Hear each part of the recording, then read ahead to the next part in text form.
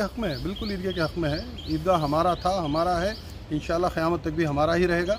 1831 से वहाँ पर क़ब्रिस्तान था, वहाँ पर ईद की नमाज़ें हो रही हैं हर साल रमज़ान में, बकरीद में। इस बात को सुप्रीम कोर्ट अपनी जजमेंट 1964 की जजमेंट में बहुत क्लियर कट इस बात को प्रूफ की तरह बोला है कि वहाँ पर मुसलमानों की नमाज होती थी। देखिए, बहुत सारी चीज़ें आती हैं इसके अंदर। एक आता है वक्फ बाय यूज़र, माने इस ज़मीन का कोई कागज़ नहीं है, ये ज़मीन किसकी थी किसकी है इसके बारे में कोई इल्म नहीं है, लेकिन सदियों से मुसलमान इस ज़मीन का इस्तेमाल करते हुए आ रहा है, इस जगह पर एक इबादत हो रही है, तो ये 100% मुसलमानों की ही मिल्कियत है। कैसे? क्योंकि इसको कहा जाता है कि वक्फ बाय यूज़र, ये एक पार्ट हो गया। लेकिन चामराजपेट ईदगाह के अंदर बिलखुसूस हमारे पास उसके कागजात हैं। मैं सबसे पहले बहुत बहुत बहुत तहे दिल से चामराजपेट के एमएलए ज़मीर अहमद ख़ान साहब का शुक्रिया अदा करना चाहता हूँ। जिस तरीके से उन्होंने इसके अंदर इंटरेस्ट दिया, जिस तरीके से उन्होंने वक्त लगाया, जिस तरीके से उन्होंने हम लोगों को भगाया, दिन नहीं रात नहीं, उन्होंने इसके पीछे बहुत मेहनत की। मैं किसी पार्टी से रब्ता बिल्कुल नहीं रखता, मैं ये बात इसलिए कह रहा हूँ क्योंकि मैंने देखा जिस तरीके से उन्होंने मेहनत की इसके अंदर जा करके। देखिए, एक तो CMA, एक तो वक्फ बोर्ड, इसके साथ सियासतदान, इसके साथ वकला, इन सभी हजरात को एक जगह पर जोड़कर जिस तरीके से इन्होंने बात करी, जो पॉइंट्स, बहुत सारे वकला हजरात बैठे थे, CEO बैठे थे, चेयरमैन बैठे थे, इन सब लोगों से हटकर, वकील हजरात से भी हटकर जो आइडिया इन्होंने दिए, मैं तफसील के साथ ये बात नहीं बता सकता कि वहाँ पर क्या क्या बातें हुई, क्या क्या गुजरी उन बातों में, लेकिन जिस तरीके से ज़मीर अहमद ख़ान साहब ने इसके पीछे मेहनत लगाई, एक एक आदमी को एक एक जगह पर भेजकर, बहुत सारे डॉक्यूमेंट्स को रिट्रीव करना था, आर्काइव्स डिपार्टमेंट को भेजकर वहाँ से डॉक्यूमेंट जो रिट्रीव किया गया, ये जो डॉक्यूमेंट ले जाकर BBMP कमिश्नर के पास बैठे, इससे पहले सुप्रीम कोर्ट के चीफ जस्टिस गोपाल गौड़ा जी के पास गए, उनकी एक्सपर्ट ओपिनियन ली, पीछे चामराजपेट की साबिका जो MLA रह चुकी हैं उनके साथ पर्सनली बात करके हर तरीके से जिस तरीके से भी इस जगह को बचाया जा सकता है उन्होंने इसके पीछे मेहनत की। मैं सारी मिल्लत से अपील करता हूँ, अल्लाह से दुआ करता हूँ कि अल्लाह ताला ऐसे हमारे लीडरों को सेहत दे और हौसला दे और इन लोगों को कौम के लिए कुछ करने की सलाहियत भी दे। एक और बात मैं आपको बोलना चाहता हूँ, जैसे इसके पीछे मैं भी लगा रहा, इसके अंदर मैंने भी देखा, तो पिछली बार जिस तरीके से इन्होंने ईदगाह का जो मिंबर है उसको बनाया था, अगर उस वक्त पर एक हिकमत के साथ, गैरों के साथ मिलकर अगर वो मिंबर नहीं बना गया होता तो आज ये जगह हमारी बिल्कुल नहीं हो सकती थी। ये बिल्कुल बिलखुसूस BZ ज़मीर अहमद ख़ान साहब की मेहनत है इसके पीछे। मैं दोबारा इस बात को कह रहा हूँ कि मैं कोई सियासी पार्टी से राब्ता नहीं रखता, फिर भी ये बात कह रहा हूँ कि कौम व मिल्लत की जगह को बचाने के लिए अपने हर चीज़ को भूलकर जिस तरीके से उन्होंने मेहनत की, कुर्बान जाऊँ उस पर। मैं अल्लाह से दुआ करता हूँ कि अल्लाह ताला उनकी उम्र में, सेहत में बरकत अता फरमाए। सर, अब फैसला क्या हुआ है, क्या स्टेटमेंट आया है?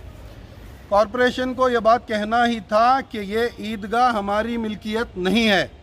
यहाँ पर जो गैरों की तंजीमें थी, जो शरपसंद तंजीमें थी, इन तंजीमों का ये कहना था कि ये जगह BBMP की है और यहाँ पर जॉइंट कमिश्नर साहब भी एक नोटिस जारी किए कि ये BBMP का खेल का मैदान है। 8 अदा मैदाना बोल के जो ये बोले थे, उस बात को कंटेस्ट करके वक्फ बोर्ड की तरफ से एक लेटर जारी किया गया।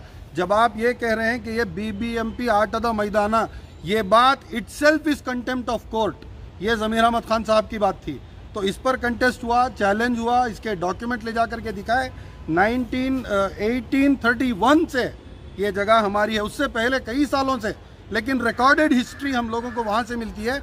जब सुप्रीम कोर्ट की जजमेंट को आप क्लियर से पढ़ते हैं, page number 6, para number 3, line number 6 से, इसमें क्लियर कट मेंशन्ड है कि 1831 से यहाँ पर ईद की नमाज़ें हो रही थी। तो यानी आज के 150 पर 1 साल पहले से यहाँ पर नमाज़ें हो रही थी।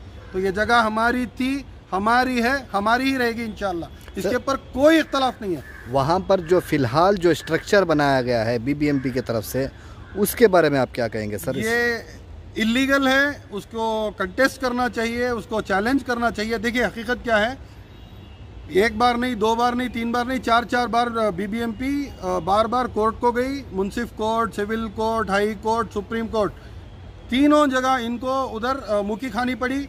सुप्रीम कोर्ट इनको क्लियर कट बता दिया कि आपकी जगह बिल्कुल नहीं है। इन लोगों का कंटेंशन था कि यहाँ पर एक फुटपाथ था, यहाँ पर हमारी एक टैंक थी पानी की, एक पानी का नल था। यहाँ पर बीच में हम लोग हर दिन जो कचरा झाड़ते हैं, इन लोगों का अटेंडेंस लेते हैं, लोग यहाँ जमा होते हैं, यहाँ हर कौम का बच्चा खेलता है। ये सब बातें एक तरफ, सुप्रीम कोर्ट ने सवाल किया कि इन सब बातों को लेकर ये तो नहीं फैसला किया जा सकता कि ये जगह आपकी है, नहीं, इस जगह पर आप कोई कंस्ट्रक्शन नहीं कर सकते। इससे पहले सिविल कोर्ट ने वेरी क्लियरली इसको डिफाइन किया कि भाई उस जगह पर आप बिल्कुल कोई भी काम नहीं कर सकते, आप फिजिकली उस जगह को छू नहीं सकते। ये बात पूरे कोर्ट के जजमेंट्स में वेरी क्लियर है। उसके बाद में सिटी सर्वे होता है, सिटी सर्वे के अंदर इस जगह का मेंशन होता है। इसके बाद में बहुत सारे जगहों पर केस पड़ता है, कंटेस्ट करती है, चैलेंज करती है बीबीएमपी वक्फ बोर्ड के खिलाफ कि ये तमाम प्रॉपर्टीज़ जो आपने अपने कही हैं, इसके ऊपर हमको इख्तलाफ है, डॉक्यूमेंट दिखाओ, ये करो वो करो। लेकिन उस ज़माने में 73-74 में जब ये कंटेस्ट किया गया था तो उसके अंदर ईदगाह का जिक्र भी नहीं है।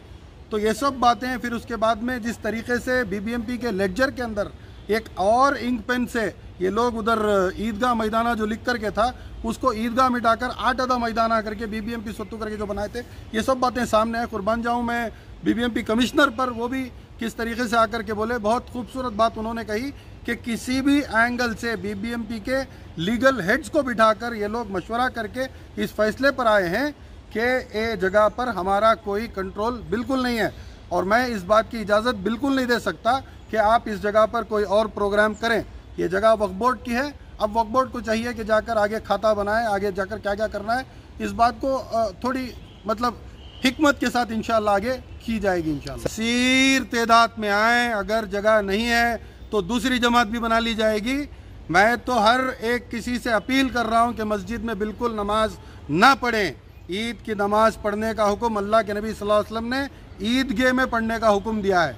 ईद की नमाज में दरअसल ये चाहा जा रहा है कि गैरों के नज़दीक जब आपको देखा जाएगा तो आपकी तादाद वसी तादाद दिखे, ज़्यादा तादाद में आप दिखें, एक रास्ते से आएँ, दूसरे रास्ते से जाएं। इन सब ताक़ीदों पर आप गौर करें। सिर्फ 2-3 घंटे बचाने के चक्कर में हम जाकर के फजर की नमाज के फ़ौरन बाद ईद की नमाज पढ़ लेते हैं और ईदगाह खाली खाली लगते हैं। मेरी तो हर किसी से अपील है कि अल्लाह के नबी सल्लल्लाहु अलैहि वसल्लम की सुन्नत पर अमल करें, उनके हुक्म पर अमल करें। हर किसी से मैं अपील करता हूं कि ईदगाह में ही नमाज़ पढ़े, भले वो चामराजपेट का ईदगाह हो, मैसूर रोड का हो, या फिर बड़े मकान का हो, या फिर बनशंकरी का हो। जहां भी आप जाएं, अपने इलाके के नज़दीक जो भी ईदगाह है उस ईदगाह में नमाज़ पढ़ें।